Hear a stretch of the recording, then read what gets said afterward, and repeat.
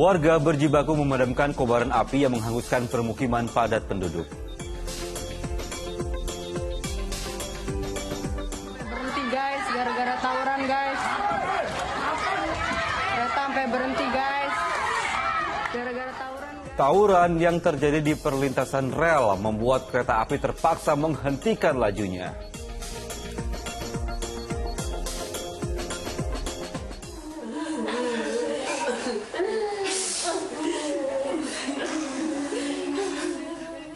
Isak tangis keluarga salah satu korban pekerja tambang yang terjebak di dalam lubang pecah lantaran hingga kini korban belum ditemukan.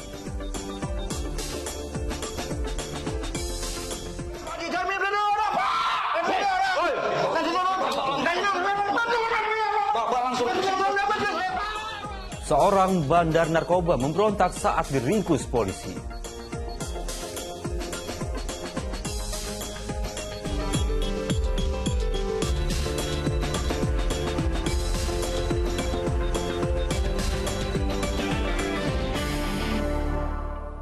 Halo, selamat pagi pemirsa. Saya Dani Maulana menemani Anda dalam Fokus Pagi hari ini, hari Jumat 28 Juli 2023. Dalam 1,5 jam ke depan, saya hadir dengan rangkaian informasi dan peristiwa terbaru yang telah dihimpun tim redaksi kami hingga dini hari tadi. Langsung saja kita awali informasi di Fokus Pagi selengkapnya. Si jago merah mengamuk di permukiman padat penduduk di Kampung Jawa di Samarinda, Kalimantan Timur pada Kamis malam. Belum diketahui penyebab pasti terjadinya kebakaran.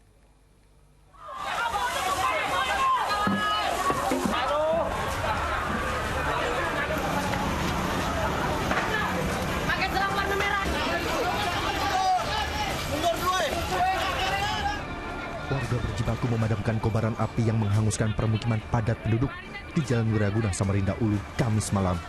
Kencangnya hembusan angin dan banyaknya material yang mudah terbakar membuat api semakin membesar.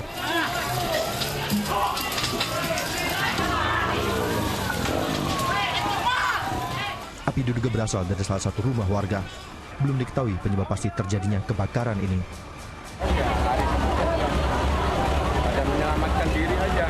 Saya aja yang penting anak-anak saya. Anak-anak saya, istri saya keluarkan. Dan sebisa mungkin jasa anak saya itu aja juga. Aku nggak tahu juga keselamatan apa tidak. Akibat peristiwa ini, 3 bangunan terdiri dari 2 rumah tunggal dan 1 bangsal 13 pintu hangus terbakar. Amir Hamzah melaporkan dari Samarinda, Kalimantan Timur. Sebuah gedung bekas pabrik tekstil di kawasan Lubuk Kilangan di Padang, Sumatera Barat ludes terbakar. Akibat peristiwa ini, kerugian ditaksir mencapai 800 juta rupiah. Kobaran api meluluh lantakan sebuah gedung bekas pabrik tekstil di Jalan Lintas Indarum di Kota Padang pada hari Kamis. Gedung bekas pabrik tekstil itu saat ini dimanfaatkan untuk menyimpan arsip perusahaan. Unit pemadam kebakaran Kota Padang yang mendapat laporan menerjunkan 70 personel dan 8 unit mobil pemadam kebakaran untuk menjinakkan api.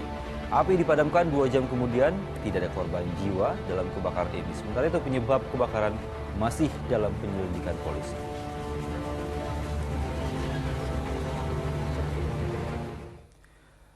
Ya pemirsa, sejumlah warung remang-remang yang diduga sebagai tempat praktik prostitusi di Rokan Hulu Riau dibakar massa. Massa ini menolak kehadiran warung tersebut karena mengganggu kenyamanan dan juga ketertiban.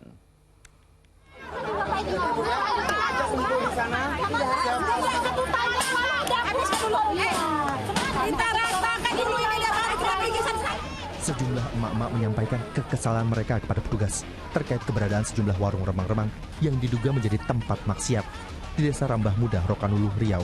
Petugas berusaha meredam emosi warga. Namun warga langsung merobohkan dan membakar warung tersebut.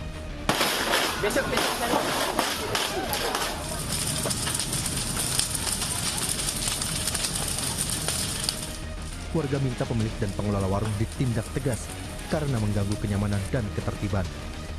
1 tahun yang lalu sudah pernah bermasalah juga banyaknya kafe yang ada di Desa Rambah, tapi nampaknya sekarang masih banyak lagi sampai viral ada kayak secara langsung yang tidak beretika lah gitu. Jadi kami dari masyarakat keberatan.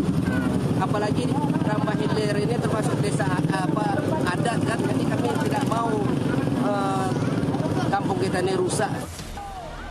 Guna Guna mencegah amukan warga tak meluas, polisi berjanji akan memediasi warga, pejabat daerah, dan pengelola warung tersebut. Pak Kasat Eskrim yang jamin. Besok seluruhnya camat Satpol PP saya bawa ke sini semuanya. Oke.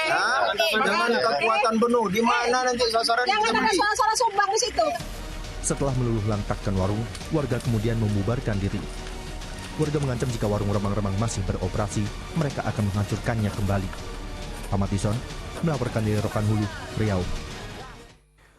Di informasi berikutnya, tawuran remaja dan pelajar terjadi di sejumlah wilayah di ibu kota Jakarta. Tidak hanya di permukiman dan jalan raya, bahkan jalur rel kereta api di kawasan Kampung Bahari Tanjung Priuk, Jakarta Utara jadi arena pertikaian mereka.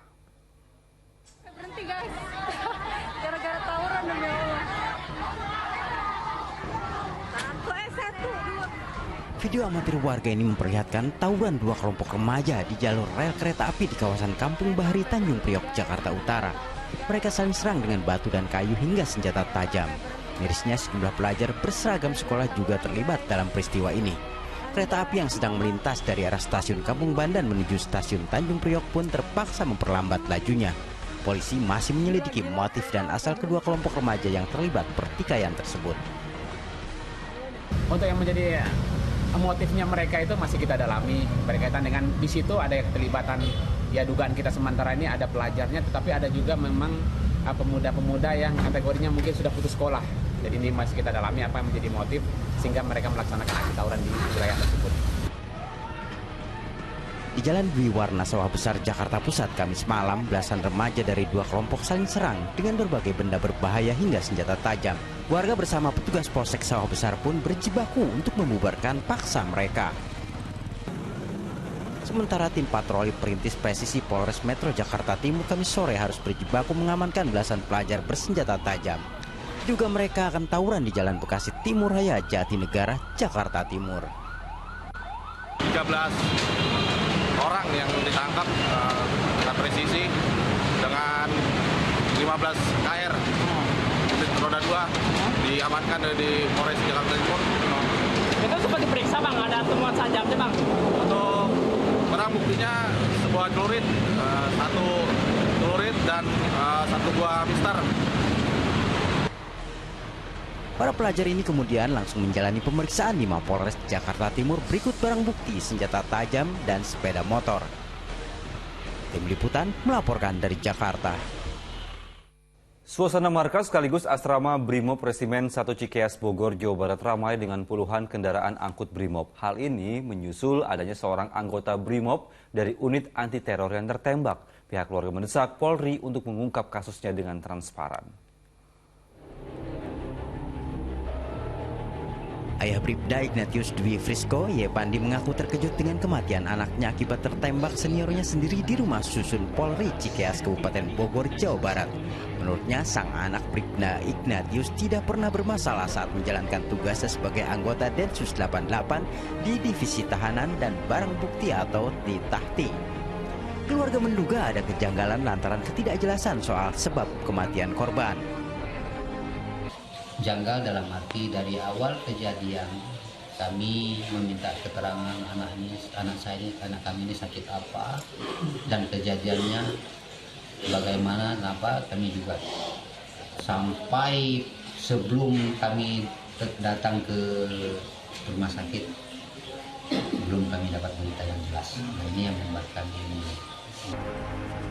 Sementara Kamis siang, arak-arakan puluhan kendaraan angkut milik Korps Brimob melintasi Jalan Raya Letda Natsir menuju markas sekaligus asrama Resimen 1 Cikeas, Kabupaten Bogor, Jawa Barat.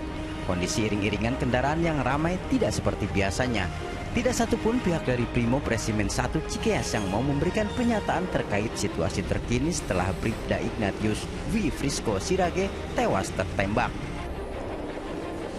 Dede Iskandar dan Asep Solihin melaporkan dari Bogor, Jawa Barat dan Melawi, Kalimantan Barat. Pemirsa, seorang YouTuber, Ferdian Paleka, ditangkap karena diduga bermitra dan juga mempromosikan situs judi online dalam konten video di kanal YouTube-nya. Sebelumnya, Ferdian Paleka pernah berurusan dengan polisi setelah merekam aksi iseng membagikan kardus makanan sahur yang berisi sampah dan batu. Tapi bohong lagi. Lagi-lagi, penggiat media sosial atau YouTuber Ferdian Paleka berurusan dengan hukum. Penggiat media sosial asal Bandung itu ditangkap aparat Ditreskrimsus Polda Jawa Barat karena diduga bermitra sekaligus mempromosikan sejumlah situs judi online dalam konten video di kanal YouTube-nya.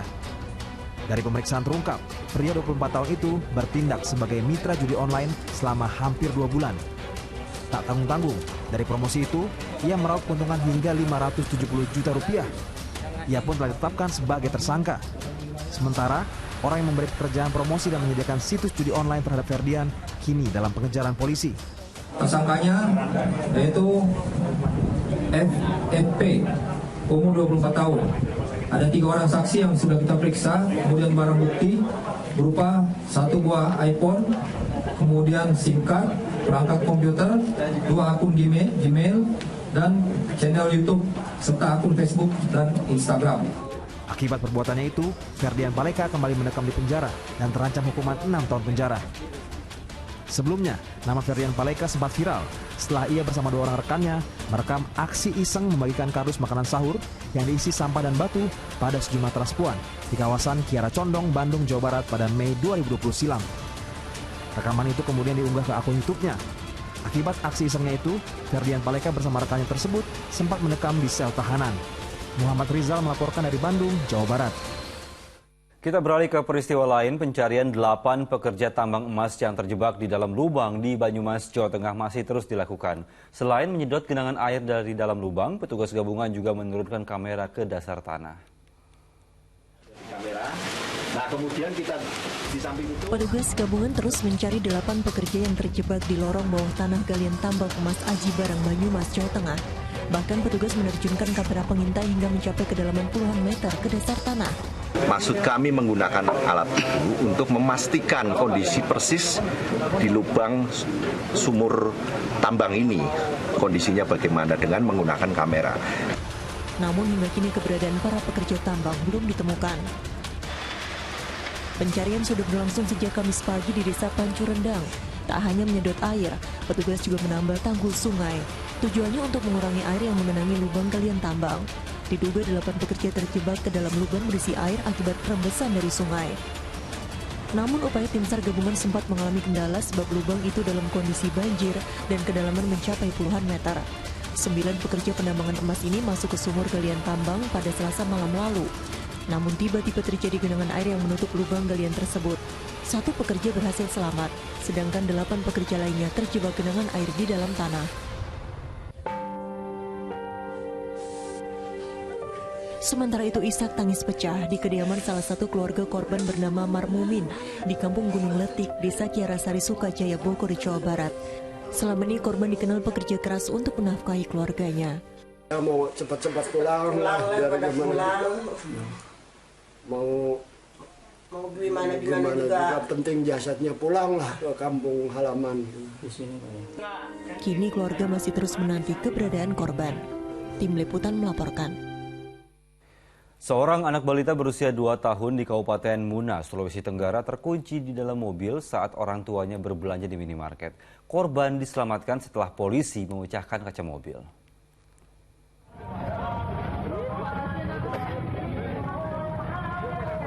Warga beramai-ramai berusaha menyelamatkan seorang anak balita laki-laki berusia 2 tahun yang terjebak di dalam mobil. Bahkan untuk membuka pintu yang terkunci, sejumlah orang berusaha mencongkel dengan penggaris besi, namun gagal. Insiden keteledoran ini bermula saat sang ayah turun ke minimarket dan sengaja meninggalkan anaknya di dalam kendaraan dalam kondisi mesin dan AC mobil menyala. Namun sang anak tak sengaja mematikan mesin mobil sehingga pintu mobil terkunci otomatis. Sang ayah yang panik lalu pulang ke rumahnya di wilayah Desa Guali, Muna Barat untuk mengambil kunci cadangan.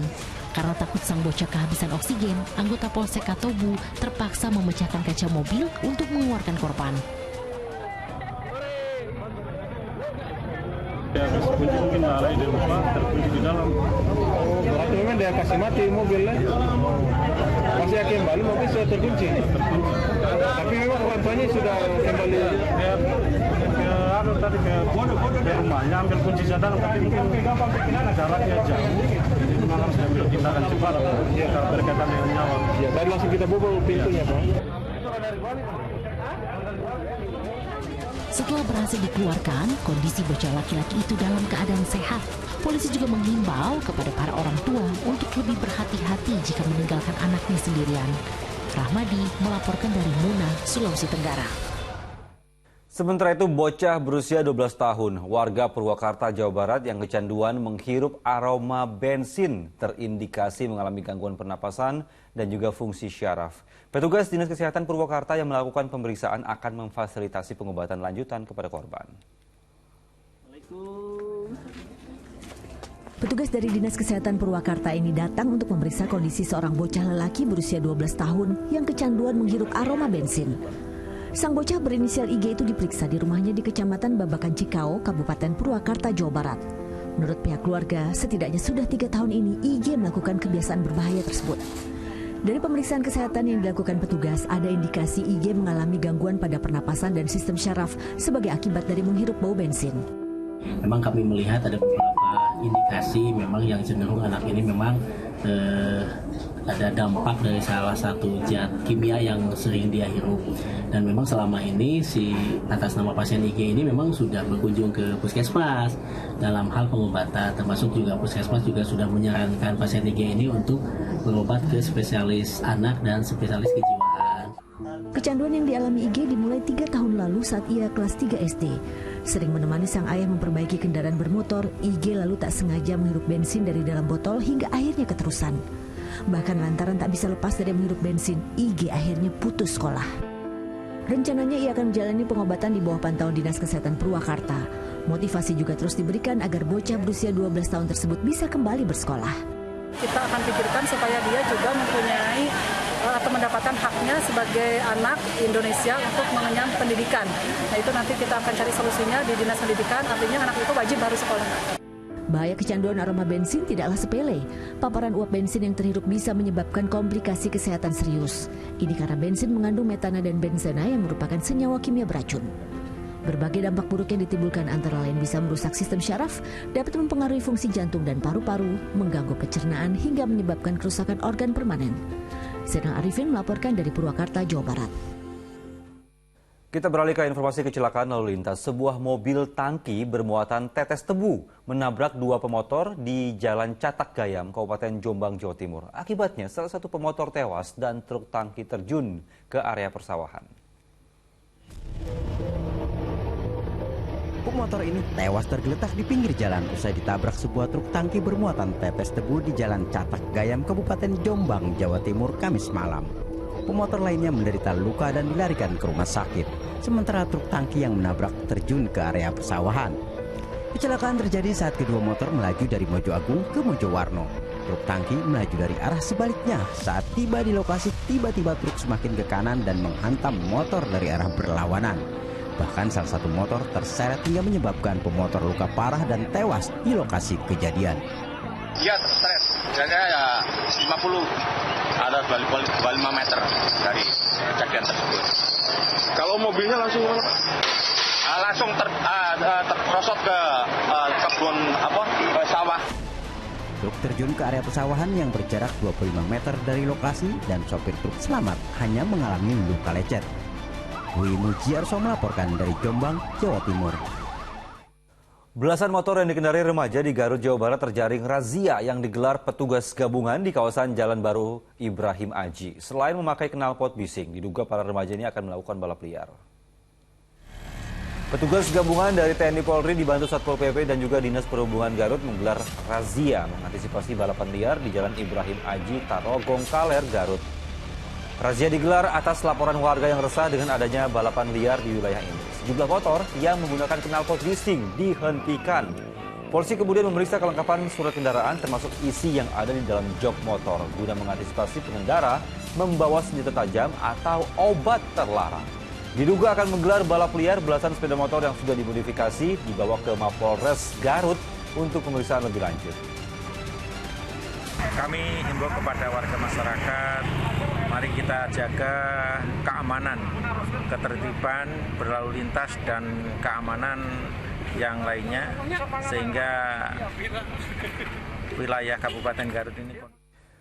Setelah berkumandangnya azan subuh untuk wilayah ibu kota DKI Jakarta dan sekitarnya, kami akan hadir kembali dengan sejumlah informasi lainnya. Di antaranya adalah kepala sekolah ditetapkan sebagai tersangka menyusul tewasnya seorang siswa akibat tenggelam saat masa pengenalan lingkungan sekolah. Tetaplah bersama kami di Fokus Pagi.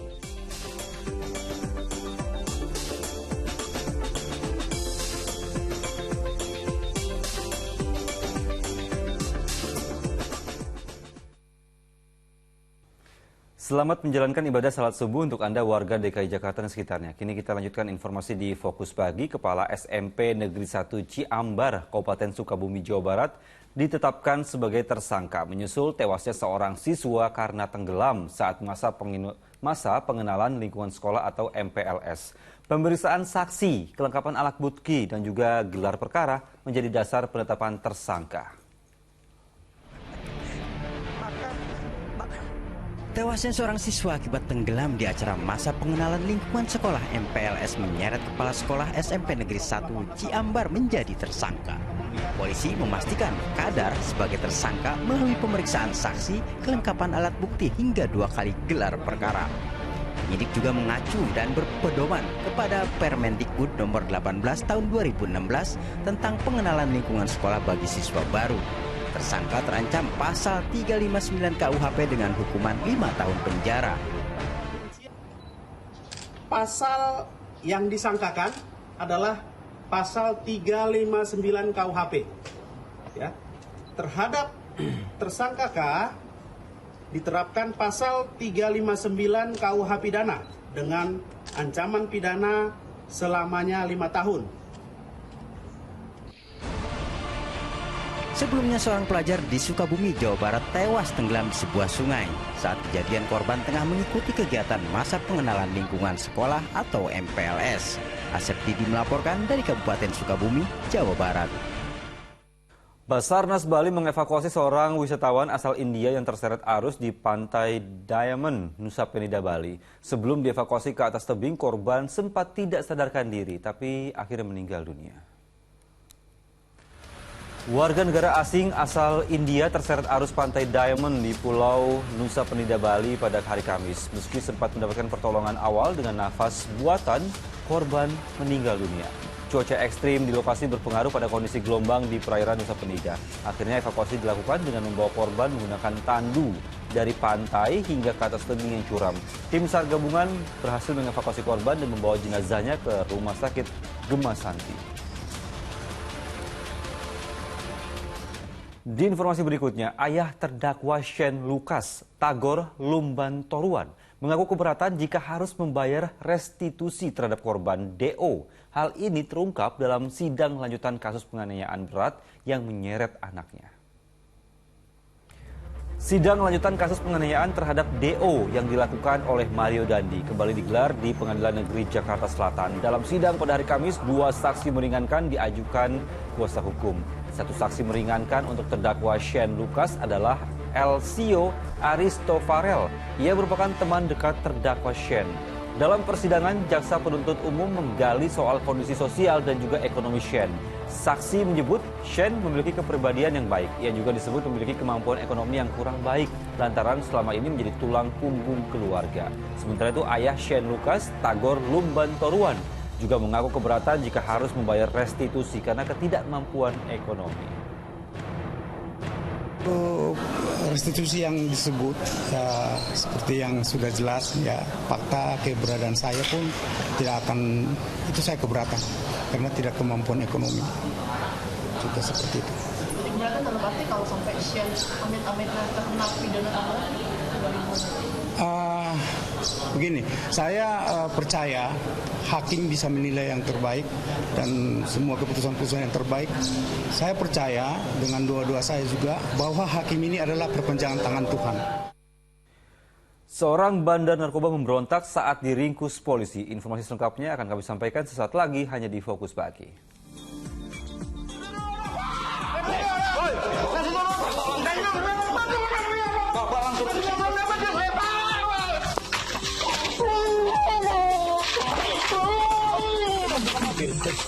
Kunci nih.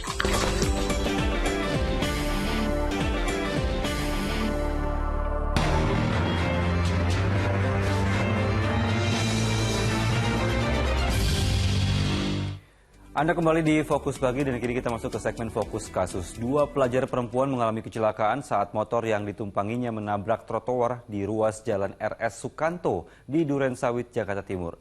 Diduga kecelakaan terjadi karena pemotor bercanda di atas kendaraan saat melintasi jalan menikung. 2 remaja yang masih berstatus pelajar tergeletak di trotoar di kawasan Jalan RS Sukanto Durensawit, Jakarta Timur pada hari Kamis sore. Keduanya terluka di kepala karena benturan keras saat terjatuh dari motor yang ditumpanginya setelah menabrak trotoar jalan. Kejadian tragis itu berawal saat kedua korban melintas dari Jalan Pondok Kopi Raya menuju ke perempatan Jalan Raden Inten. Saat melintasi jalan menikung, motor menabrak trotoar hingga kedua penumpang terpental. Saat kejadian, korban tidak mengenakan helm. Dugaan sementara kecelakaan terjadi karena pemotor kurang hati-hati dan bercanda di atas kendaraan. Posisinya dia lagi jalan, ya kan? Masuk ke sini nih, saya lurus, langsung masuk ke sini. Masuk ke nabrak pohon ini. Dia lepas motornya langsung ke sana motornya. Tadi berapa orang? Dua orang. Iya.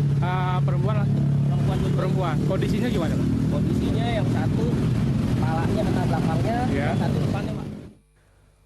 Pemirsa, 2 pria diduga pelaku jambret bersenjata tajam babak belur dihakimi massa di kawasan Gambir, Jakarta Pusat. Emosi warga memuncak lantaran kedua pelaku sempat berusaha kabur dengan menceburkan diri ke sungai.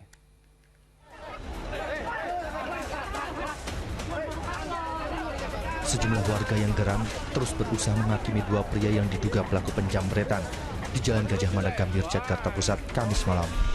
Kedua pria ini nekat merampas ponsel milik seorang pejalan kaki.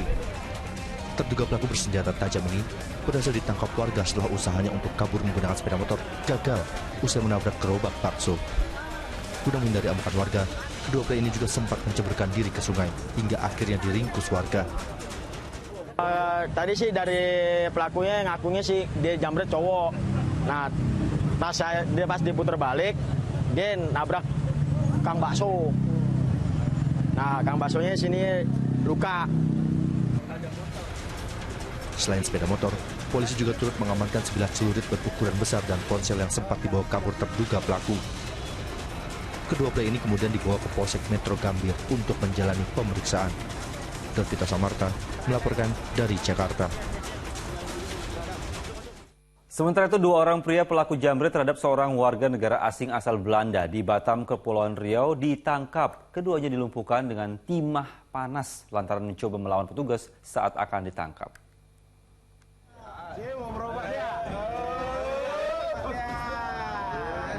2 pria pelaku jambret terhadap seorang wanita warga negara asing di kota Batam ini langsung dibawa ke kantor polisi usai diringkus aparat di rumahnya masing-masing di kawasan Lembah Biawak Sekupang dan kawasan Balawi Kolam. Kawanan penjambret itu berjalan tertatih-tatih karena kakinya terluka setelah dihadiahi timah panas oleh petugas. Keduanya mencoba melawan dan berusaha kabur saat akan ditangkap. Dari pemeriksaan polisi, terungkap kedua residivis itu kerap terlibat aksi penjambretan di kota Batam. Terbaru korbannya adalah perempuan asal Belanda tersebut. Uang yang didapat dari tas korban dipergunakan oleh kedua pelaku untuk bersenang-senang dan bermain judi. Pelaku ini ya sudah residivis berapa kali? 5 kali ya residivisnya, terutama yang saudara atau tersangka atas nama Safuddin. Terakhir ya ini melakukan tindak pidana sama ya pencurian ini pada tahun 2017 kemarin. Jadi ini baru keluar dari penjara, yang bersangkutan melakukan tindak pidana lagi ya.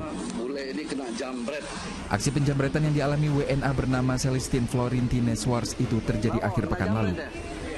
Ia dijambret oleh kedua tersangka saat sedang berjalan kaki sendirian di seberang mal di Jalan Pembangunan Kota Batam. Korban sempat menangis setelah tas yang disandangnya berisi barang berharga dan uang puluhan juta rupiah dijambret oleh kedua pelaku. Aulia Ehsan melaporkan dari Batam, Kepulauan Riau. Keributan berujung maut yang melibatkan pasangan suami istri dan mertuanya terjadi di kota Batu Raja, Kabupaten Ogan Komering Ulu, Sumatera Selatan. Sang menantu tewas dengan kondisi mengenaskan, sedangkan istri dan mertuanya terluka parah. Polisi memeriksa sebuah rumah di Desa Batu Putih, Kabupaten Ogan Komering Ulu, Sumatera Selatan, Kamis siang. Tempat seorang pria tewas bersimbah darah. Di tubuh korban didapati sejumlah luka bacokan bekas senjata tajam. Jenazahnya dibawa ke Rumah Sakit Ibnu Sutowo Batu Raja untuk menjalani autopsi. Selain pria bernama Elian tersebut, mertua dan istrinya juga dilarikan ke rumah sakit yang sama karena menderita luka-luka di tubuhnya akibat serangan senjata tajam. Sebelum tewas, korban mendatangi rumah mertuanya untuk mencari istrinya. Saat itu selain mertua dan istrinya, ada seorang pria lain bernama Sarkoni yang sedang berkunjung. Elian pun terlibat keributan dengan sang istri dan berusaha dilerai oleh mertuanya. Ketemu langsung didorong, kemudian dilerai oleh salah satu korban H dan S juga ikut melerai. Kemudian S ini diminta oleh perempuan TA untuk meninggalkan rumah karena khawatir terjadi kekerasan, dan kemudian S ini pun keluar meninggalkan rumah. Usai sang tamu pergi, terjadi keributan di dalam rumah yang berakhir dengan tewasnya Elian. Sementara mertua dan istrinya tersungkur dengan tubuh penuh luka. Polisi masih melakukan penyelidikan dan belum menetapkan tersangka atas kasus tersebut. Dedi Irwansyah melaporkan dari Ogan Komering Ulu, Sumatera Selatan.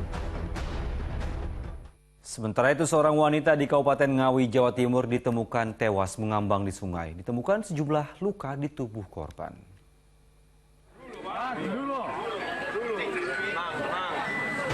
Warga dan petugas pemadam kebakaran mengevakuasi jenazah seorang wanita dari aliran sungai di Desa Pleset, Kecamatan Pangkur, Kabupaten Ngawi, Kamis siang.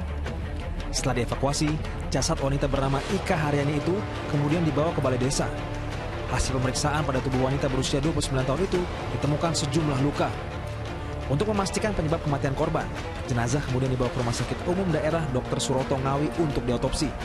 Hasil pemeriksaan ditemukan luka, maka korban kami rujuk ke Rumah Sakit Umum Suroto Ngawi.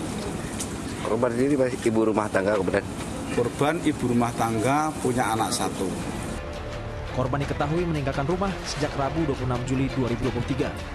Namun hingga Rabu sore, wanita beranak satu tersebut tidak juga ditemukan. Dirgo Suyono melaporkan dari Ngawi, Jawa Timur. Pemirsa, terduga pencuri dengan kekerasan ditangkap warga dan sempat menjadi bulan-bulanan masa saat hendak melarikan diri di Kecamatan Tanjung Sari, Kabupaten Bogor, Jawa Barat. Sementara itu, pria lain berhasil melarikan diri dengan membawa sepeda motor korban.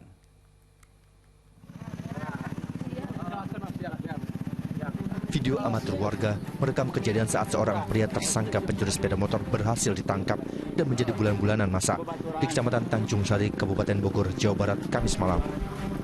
Kejadian bermula saat ada dua pria yang akan mengambil motor milik korban yang terparkir. Namun, korban melihat kejadian tersebut dan melawan dua terduga pelaku pencurian hingga berhasil menangkap salah satunya.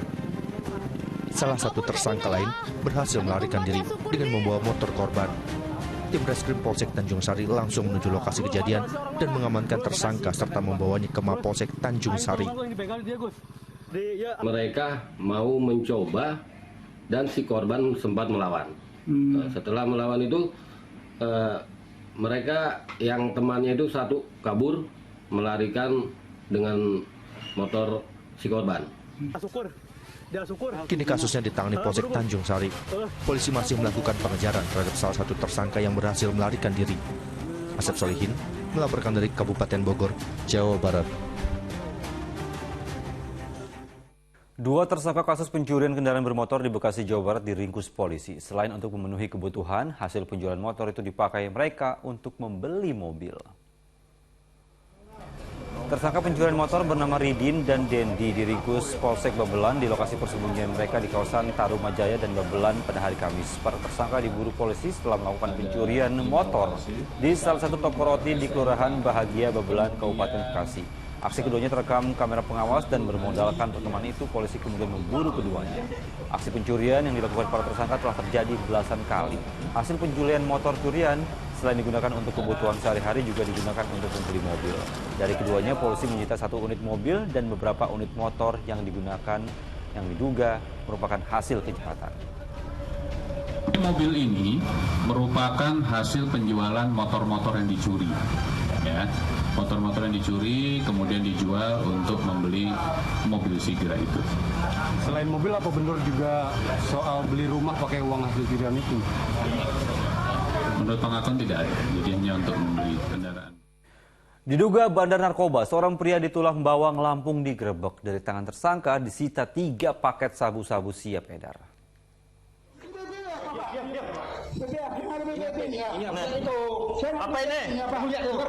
Seorang bandar narkoba memberontak saat diringkus tim Satres Narkoba Polres Tulang Bawang di rumahnya di Desa Gedung Bandar Rejo, Tulang Bawang, Lampung, Kamis dini hari. Dari penggerebekan, polisi menemukan 3 bungkus sabu-sabu siap edar seberat 0,54 gram.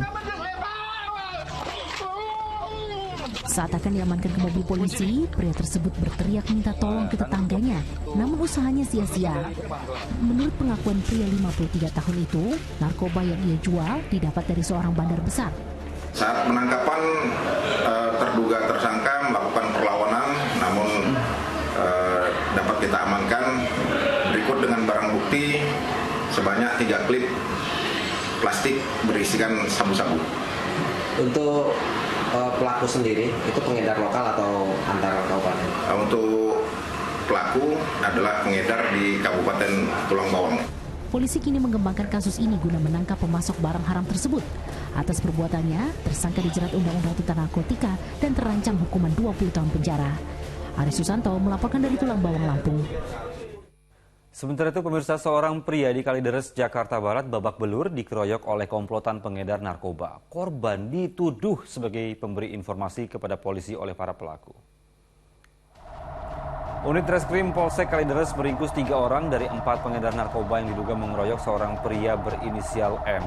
Korban mengalami luka parah di kepala dan lebam di wajah karena dihantam senjata tajam dan juga benda tumpul hingga harus dirawat ke rumah sakit. Dalam penangkapan para tersangka di rumah kontrakannya, polisi menyita 3 klip narkoba sabu-sabu siap edar seberat 1 gram dan juga alat hisap serta timbangan digital. Korban dikeroyok di kawasan Kampung Tabaci, Kalideres, Jakarta Barat karena dituduh sebagai pemberi informasi kepada polisi. Para tersangka dijerat pasal berlapis tentang tindakan penganiayaan dan Undang-Undang Narkotika dengan ancaman 25 tahun penjara. Mereka merencanakan untuk mencari korban dan setelah menemukan para pelaku ini memaksa untuk mengaku sebagai informan, namun memang korban ini bukanlah informan. Akhirnya cuaca buruk mengakibatkan kapal kesulitan saat akan bersandar. Informasi lengkapnya akan kami sampaikan sesaat lagi hanya di Fokus Pagi.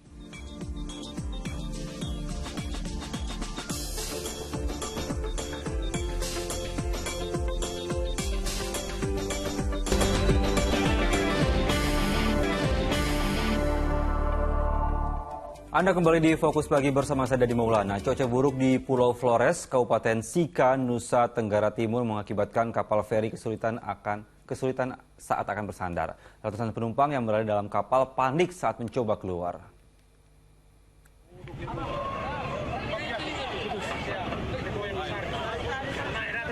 Kapal feri KMP Ile Ape di dermaga pelabuhan Krica Pulau Paluwe ini kesulitan bersandar akibat terjangan ombak pada Kamis sore. Sejumlah papan kayu yang disiapkan di bibir dermaga ke pintu kapal terus bergerak akibat kapal yang masih terus tergoncang gelombang laut. Ratusan penumpang yang berada di dalam kapal pun panik saat akan keluar kapal. Kondisi dermaga yang juga kecil seperti ini, proses sandar juga akan menjadi sulit sekali. Dan karena gelombang tinggi, dia sering berhantaman antara kapal dengan dermaga dan cukup goyang dermaganya. Kami yang berdiri di dermaga juga cukup ragu, jangan sampai dermaga ini bisa ambruk karena hantaman dari kapal ini. Para penumpang akhirnya bisa turun kapal setelah menunggu gelombang laut sudah tenang. Kejadian itu diakui seringkali dialami warga saat tiba di pelabuhan Krica Paluwe karena dermaga yang ada bukan untuk kapal feri, namun hanya untuk kapal kecil. Dermaga kapal feri ambruk diterjang gelombang tinggi beberapa waktu lalu. Ini kita jadikan dermaga di Pelabuhan Krica itu sebagai dermaga feri. Padahal sebenarnya itu bukan dermaga feri, itu dermaga kapal niaga. Dan kondisi gelombang yang besar begini mau tidak mau ya kapal feri berusaha untuk bersandar di pelabuhan itu. Warga berharap pemerintah memperluas dermaga agar kapal besar bisa bersandar dengan aman. Jonda Gomez melaporkan dari Kabupaten Sika, Nusa Tenggara Timur. Di informasi lainnya, untuk mencegah kenaikan harga pangan akibat ancaman El Nino pada semester kedua tahun 2023, pemerintah menyiapkan anggaran sebesar 8 triliun rupiah untuk membantu masyarakat. Menteri Perdagangan Zulkifli Hasan memastikan anggaran itu akan dikucurkan pada Oktober hingga Desember 2023. Ancaman kekeringan dampak dari El Nino yang bisa berpengaruh pada ketersediaan hingga harga pangan di dunia termasuk di Indonesia. Untuk pengaruh El Nino diperkirakan terjadi pada semester kedua tahun 2023. Pemerintah segera menggelontorkan dana senilai 8 triliun rupiah untuk membantu masyarakat pada Oktober hingga Desember 2023. Menteri Perdagangan Zulkifli Hasan mengaku cukup khawatir dengan ancaman gejolak harga. Kendati saat ini pangan maupun komoditas lainnya di tanah air masih stabil, kecuali harga ayam dan juga telur. Tetapi di dalam negeri alhamdulillah masih stabil harga-harga selain ayam dan telur. Oleh karena itu nanti pemerintah mulai Oktober Desember akan meluncurkan 8 triliun bantuan para masyarakat untuk membantu agar tidak menyulitkan harga. Sementara itu LPG 3 kg saat ini semakin sulit didapat di sejumlah daerah. Sejumlah pangkalan yang masih menjual diserbu warga. Mereka rela antre berjam-jam demi mendapatkan 1 tabung LPG 3 kg.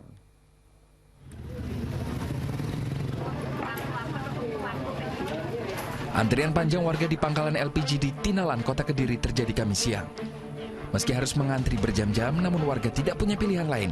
Karena jumlah yang terbatas, ratusan tabung gas LPG yang tiba di pangkalan itu dalam waktu singkat ludes terjual.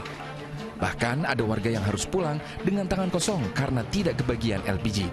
Rumahnya jauh-jauh diriwangi, cari gas yang nggak ada sampai di sini. Iya, di gua gasnya rasa ada gas. Kelangkaan LPG di Kota Kediri sudah terjadi 1 minggu terakhir. Biasanya satu pangkalan hanya mendapatkan jatah 100 tabung gas melon tersebut. Terkait kelangkaan gas LPG 3 kg, Gubernur Jawa Timur Khofifah Indar Parawansa mengaku telah berkoordinasi dengan sejumlah pihak agar kelangkaan itu segera diatasi. Bahkan Gubernur memberikan himbauan agar ASN dan pegawai BUMD di wilayahnya tidak membeli gas LPG 3 kg. Yang harus dicek adalah kebutuhan yang tiba-tiba meningkat. Itu yang saya tanyakan. Kebutuhan tiba-tiba meningkat tidak pada hari besar umum, tidak pada liburan umum. Ini yang saya minta dicek gitu. Saya juga minta ke Pak Holis komunikasi dengan tim dari kepolisian setempat. Jadi stok LPG-nya itu cukup. Kelangkaan juga terjadi di Mataram, Nusa Tenggara Barat. Pangkalan LPG di SPBU Mayura, Kelurahan Cakranegara diserbu warga. Agar semua warga kebagian, pemilik pangkalan membatasi pembelian hanya 3 tabung per orang dan wajib menunjukkan kartu identitas. Tim Liputan melaporkan. Presiden Joko Widodo angkat bicara dengan kasus yang menyeret kabar Basarnas. Di antaranya Jokowi menyinggung sistem lelang pengadaan barang dan jasa. Kepala Basarnas Marsikal Madya Henry Alfiandi menjadi tersangka dugaan suap senilai 88,3 miliar rupiah dan penahanannya diserahkan ke Puspom TNI. Marsikal Madya Henry Alfiandi menjadi salah satu dari 5 tersangka dugaan suap di lingkungan Basarnas. Henry diduga menerima suap dari pelelangan vendor yang digelar Basarnas sebesar 88,3 miliar rupiah. Para tersangka yang terjaring operasi tangkap tangan KPK sebelumnya adalah Korsmin, Kabasarnas Letkol ADM Afri Budi Cahyanto, seorang komisaris utama dan 2 direktur utama sebuah perusahaan rekanan Basarnas. Presiden Joko Widodo pun angkat bicara dengan kasus yang menyeret Kabasarnas. Jokowi singgung soal sistem lelang elektronik hingga meminta untuk menghormati proses hukum. Kalau memang ada yang melompati sistem dan mengambil sesuatu dari situ, ya kalau terkena OTT ya hormati proses hukum yang ada. Sebelumnya KPK menetapkan Kabasarnas Marsikal Madya Henry Alfiandi sebagai tersangka dugaan suap. Henry diduga menerima suap terkait pengadaan barang dan jasa di lingkungan Basarnas tahun anggaran 2021-2023. Tim Liputan melaporkan dari Jakarta. Bakal calon Presiden Anies Baswedan menyempatkan menemui masyarakat Kota Jambi dan menikmati sarapan pagi di sebuah kedai kopi. Sementara itu, bersafari ke Temanggung, Jawa Tengah, Baca Pres Ganjar Pranowo minum kopi bersama masyarakat di Desa Muncar. Sambil minum kopi bersama warga Desa Muncar di Kabupaten Temanggung, Jawa Tengah, Baca Pres Ganjar Pranowo menyerap aspirasi masyarakat secara langsung. Baca Pres usungan PDIP juga akan mendorong hasil kopi merambah pasar dunia, diantaranya melalui pendampingan, pelatihan, dan juga kontrol hingga pengembangan hasil pertanian terutama kopi.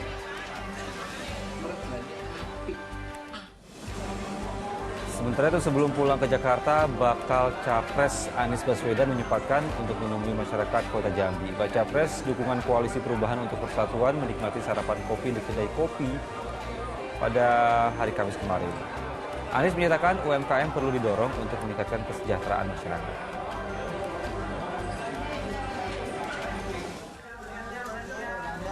Setelah bertemu Ketua Umum PKB Muhaimin Iskandar, Puan Maharani secara maraton kembali berkomunikasi politik ke sejumlah ketua umum partai, diantaranya Puan Maharani bersama jajaran DPP PDIP berkunjung ke kediaman Ketua Umum Partai Golkar Airlangga Hartarto.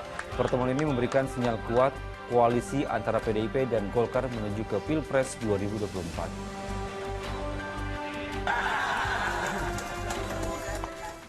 Pemirsa, sejumlah relawan Presiden Joko Widodo menggelar makan siang bersama Wali Kota Solo sekaligus putra Presiden Joko Widodo, Gibran Rakabuming Raka, di kawasan Kuitang, Senen, Jakarta Pusat pada hari Kamis. Gibran mengklaim pertemuannya dengan para relawan murni untuk sekedar makan siang bersama. Wali Kota Solo Gibran Rakabuming Raka mendatangi acara makan siang bersama di kawasan Kuitang, Senen, Jakarta Pusat. Kedatangan putra Presiden Joko Widodo disambut hangat relawan Presiden Joko Widodo. Menurut Gibran, pertemuan dengan relawan Jokowi murni untuk sekedar makan siang bersama dan tidak memberikan arahan apapun terkait Pilpres 2024 mendatang. Terkait Pilkada DKI Jakarta, Gibran menyatakan akan fokus terhadap kerjanya sebagai Wali Kota Solo terlebih dahulu. Mohon maaf kalau 2 kali Pilpres kemarin saya tidak pernah muncul karena memang saya tidak punya ekspertis di bidang politik. Tapi sekarang mungkin saya harus dan akan lebih intens lagi untuk di depan. Bapak Ibu juga jangan terpengaruh, terframing dengan pemberitaan media yang sekarang.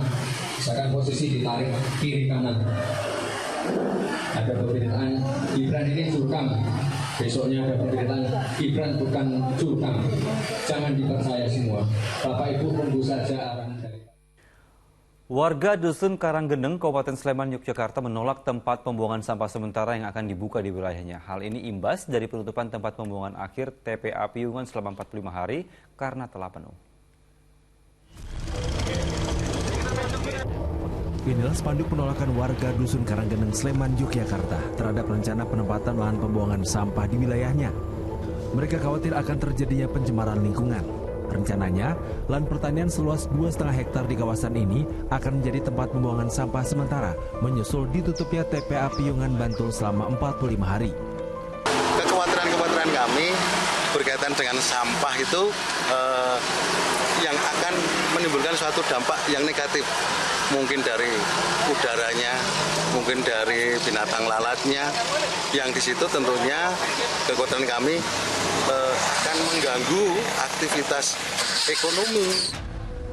Usai ditolak warga, TPS alternatif yang disiapkan Pemda DIY di Cangkringan, Sleman akhirnya dibatalkan dan lokasinya dipindahkan ke TPS Taman Martani, Sleman.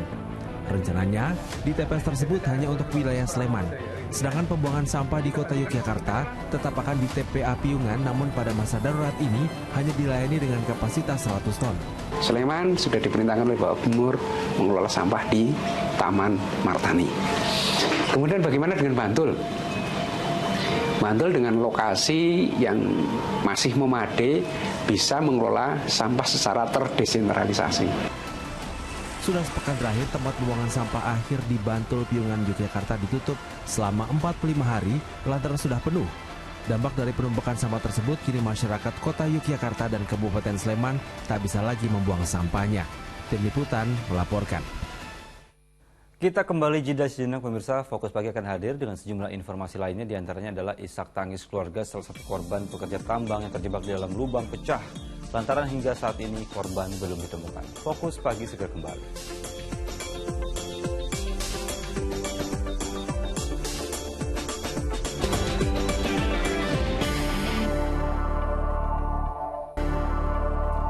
Anda kembali di Fokus Pagi bersama saya Dani Maulana.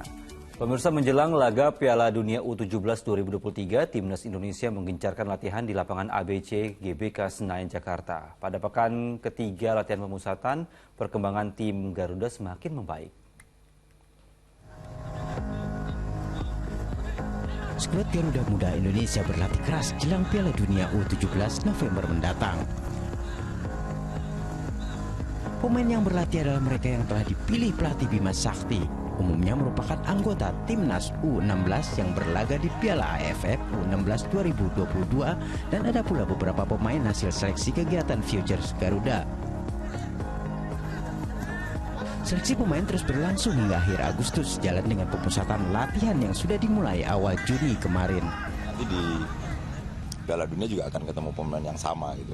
Daripada kita jauh-jauh ke Spanyol, ya alhamdulillah mereka lagi di Bali, ya kita bersyukur PSSI sudah mengatur dan panitia di Bali juga memberikan kesempatan buat kita untuk bisa bertanding melawan tim Eropa dan tim Asia.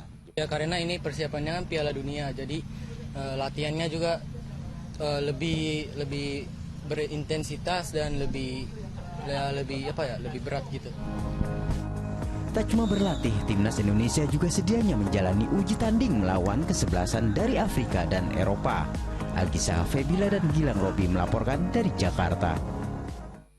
Sementara itu, laga seru akan tersaji pada pekan kelima BRI Liga 1 ketika PSIS Semarang menjamu Borneo FC di Stadion Jatidiri, Semarang pada Jumat sore. Nah, pada laga lainnya, guna memetik poin penuh, Persik Kediri harus bermain ngotot saat menghadapi Persib Bandung di Stadion Brawijaya Kediri, Jumat malam.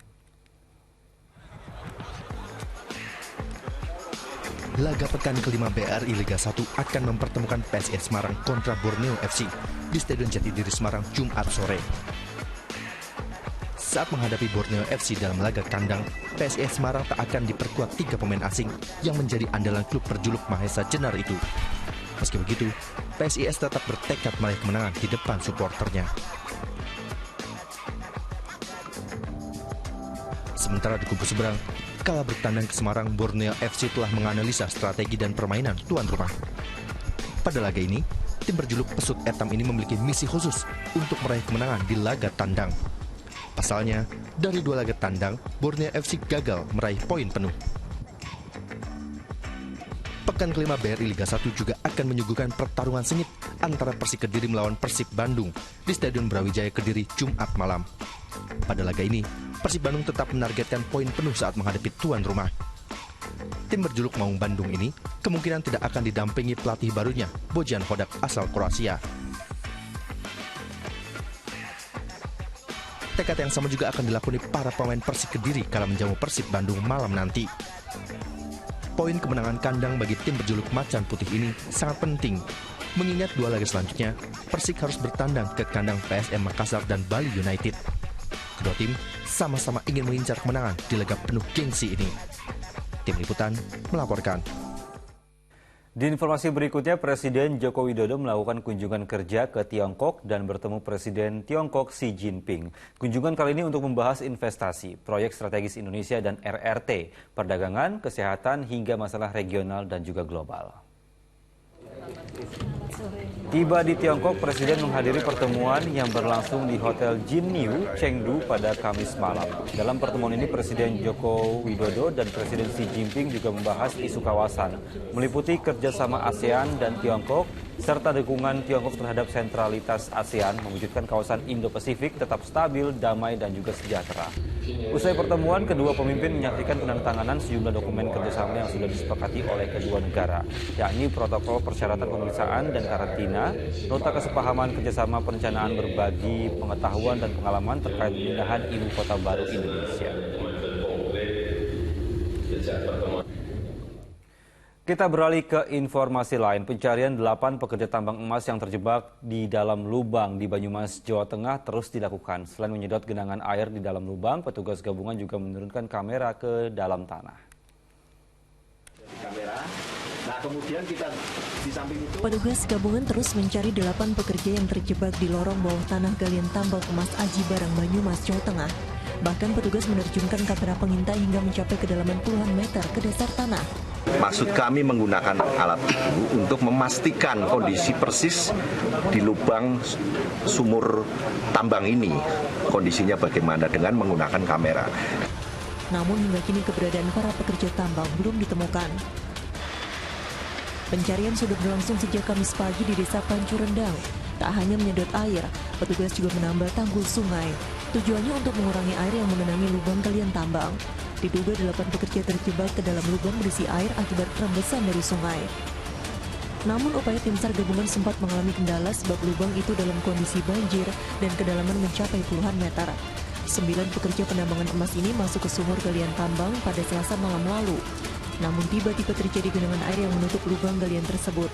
1 pekerja berhasil selamat, sedangkan 8 pekerja lainnya terjebak genangan air di dalam tanah. Sementara itu isak tangis pecah di kediaman salah satu keluarga korban bernama Marmumin di Kampung Gunung Letik, Desa Kiarasari, Sukajaya, Bogor, Jawa Barat. Selama ini korban dikenal pekerja keras untuk menafkahi keluarganya. Mau cepat-cepat pulang lah, biar gimana mau gimana juga penting jasadnya pulang lah ke kampung halaman di sini. Kini keluarga masih terus menanti keberadaan korban. Tim Liputan melaporkan. Untuk mengetahui situasi terbaru pencarian 8 pekerja tambang emas yang terjebak di dalam lubang di Banyumas, Jawa Tengah, kita simak laporan Cira Caniago dan juga juru kamera Dedi Effendi.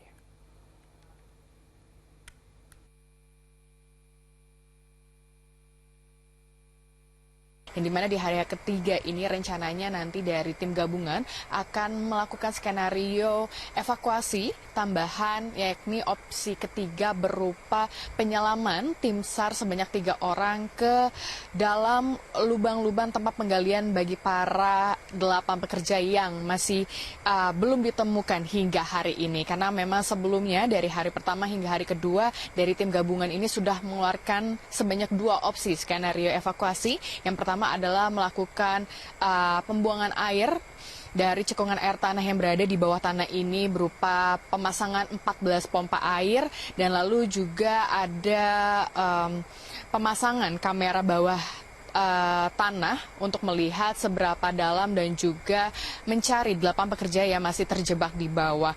Ternyata dari kedua opsi tersebut masih juga kurang efektif untuk bisa menemukan dari 8 pekerja tersebut. Hal inilah yang mengakibatkan opsi ketiga untuk menerjunkan sebanyak 3 tim SAR untuk melakukan penyelaman pada hari ini. Dan tentunya kami masih menunggu bagaimana proses evakuasi pada hari ketiga dari tim SAR, khususnya dari Basarnas Cilacap, apakah nanti akan dilakukan pada pagi hari, siang, ataupun sore hari. Dari Banyumas, Cira Caniago dan Dedi Effendi melaporkan. Pemirsa, Yayasan Pundi Amal Peduli Kasih YPP SCTV Indosiar menggelar penyuluhan literasi media kepada ratusan murid SD Negeri 09 Manggarai Utara, Jakarta Selatan. Kegiatan ini dilakukan agar siswa bisa memahami bagaimana bermedia sosial yang bijak sejak dini di tengah pesatnya kemajuan teknologi digital dan juga gempuran media sosial.